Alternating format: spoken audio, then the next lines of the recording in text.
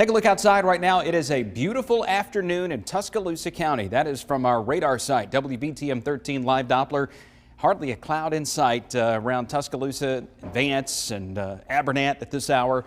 Look at this, though. Be cold by tomorrow morning. 5 o'clock, we should be down close to 30 degrees. And with it this chilly and this dry, it's hard to even think about thunderstorms being nearby. But sure enough, we have another impact day coming up, and it begins on Tuesday. Most of the day, though, not a problem. Clear and cold overnight into tomorrow morning. Birmingham's low right around 31. We may see some isolated showers by tomorrow afternoon, but neither wind nor rain a big issue during the daylight hours. In fact, tomorrow should be similar to today, but you will see more clouds gradually increasing. But after that, late tomorrow night through the first part of Wednesday morning, another overnight issue for us. Roughly 10 o'clock to about 7 o'clock on Wednesday morning, we get wind gusts that could go as high as 60 miles per hour, an inch of rain possible, and the severe weather threat is primarily going to be over the southern part of the state, likely south of U.S. Highway 80. That's places like Demopolis and Selma, Prattville, Montgomery, and over toward Auburn and Opelika, south of there.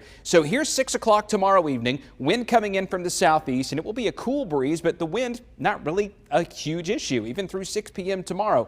But as that rain gets closer to us and an intense area of low pressure spins up to the northwest, watch this, by 10 p.m., suddenly we've gone from a gentle breeze to a roaring wind, gusting close to 50 miles per hour through Birmingham, Shelby County, down toward parts of Sylacauga, into Clay County, Chilton County, and the wind gets stronger through the night as each progressive wave of rain passes by. Some thunder and lightning in here now and then, but I'm not expecting true severe weather here across the central part of the state. But severe or not, that wind is going to make an impact, but because we just keep getting gusts that go higher than 40 or 50 miles per hour in many instances. And then finally, by Wednesday morning, the rain starts to move out, but even 8 o'clock in the morning, just like last week, we get that strong breeze coming in behind the main wave of thunderstorms. So here's some of the generalities of this. The timing about 10 o'clock tomorrow night to 7 o'clock Wednesday morning. Wind gusts, that's going to be our biggest issue, and that doesn't have to do with thunderstorms. That's just the wind blowing in through here. Power outages, there could be some tree damage.